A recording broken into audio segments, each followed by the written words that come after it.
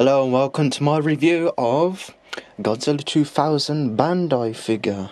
Let me tell you right away, this is the best figure from the Bandai line, and I'm going to show you why. So let's start off with the sculpt. Bear with my focus here, mates. It's a Panasonic camera, therefore the focus isn't that good, so sorry. Anyways, let's look at the chest detail, which looks really sharp and crispy and very popping out. There you see the spines, pointy and well sculpted. And if I can get the light on the fucking yeah, you won't see it, but inside of the mouth is pretty good as well. So is the teeth, even though they're all like joined together with one big mold, but whatever. The eyes, for God's sake, Jesus. This is the best lighting I can do, folks, I'm sorry. Alright.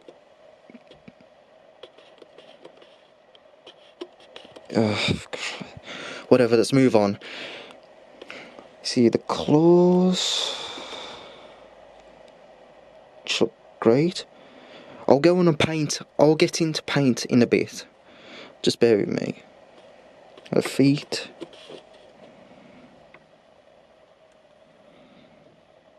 Yep. You see a bit of bumps on there as well, which is pretty cool detail. And you got the infamous tail, which is really rare Bandai to do. They normally have short tails, but this one's got a long tail, which is fantastic. Yeah, that's one of the reasons why I like this figure so much, because the tail is so long and almost in a neutral pose but curled up, so it makes it more interesting. And the poses are, yeah, but we'll get there in a bit. So the detail's pretty nice. You can see some bumps all over this guy, Jesus. It's a really fantastic figure. And that's about it with the sculpt. It's just 10 out of 10 for me for the sculpt. And then we're going on to the paint job. So you can see, oops, wrong one. You can see they have a lighter green in the chest area, which is a good highlight, but everything else is like really dark green, which is accurate to the movie since it's dark green in there as well. But in the 2000 movie, it's all bright green now with the brighter purple spines. And speaking of the spines, they are coloured pretty well.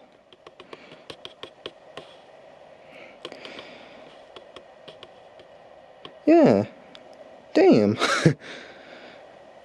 And the eyes are coloured as well, but you won't see it because of the terrible lighting. This is the best I can do with the lighting, by the way, because the outdoor, if I were to record a review of this up against the bright window, you probably won't see a darn thing. So this is the best I can do with a lamp. Bear with me. And yeah, his teeth are slightly coloured, but they're more yellow. Let's have a look. Zoom in a bit.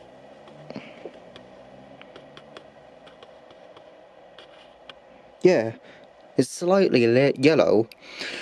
And when I said about the paint job in near the beginning, well, if you look at the claws, they are painted, right? But now look under it. There's no fucking paint. What the hell, Bandai? Jesus. Why did you do the top bit, but not the bloody bottom bit? And the same with the toes as well. What the hell? That's some stupid level there. But overall, the paint is really good. So it's pretty much 9 out of 10 for me, except for the bottom bits. Like, Jesus, what the hell, Bandai?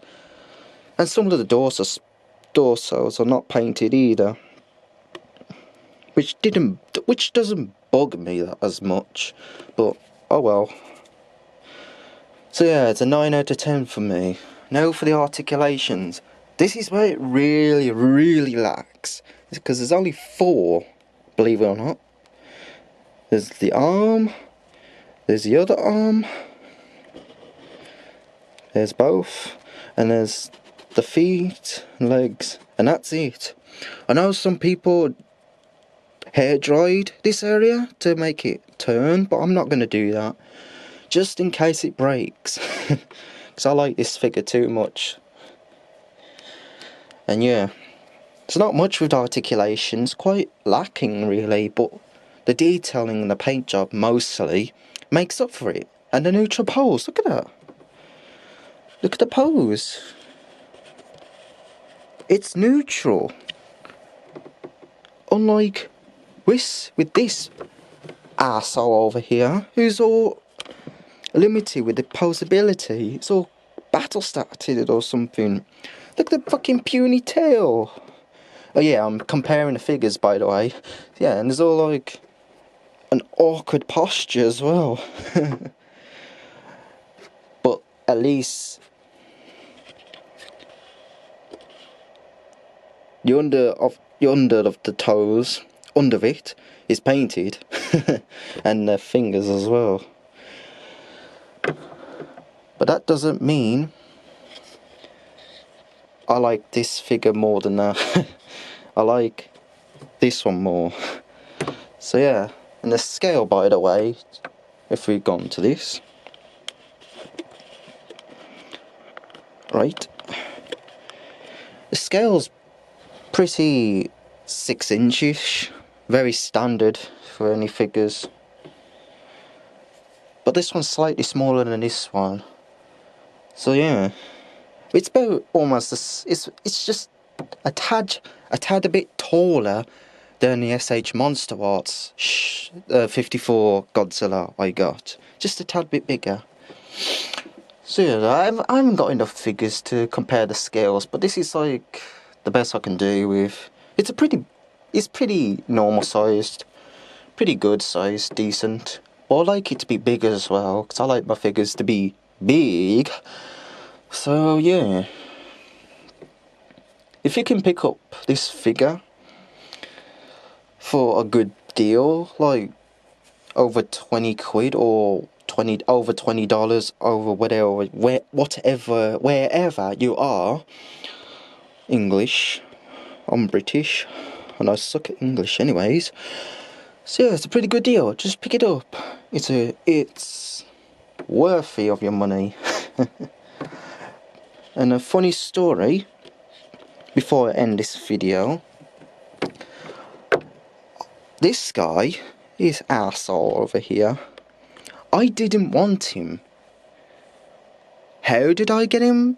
And why did I get him? Well, while I was ordering online on an online store,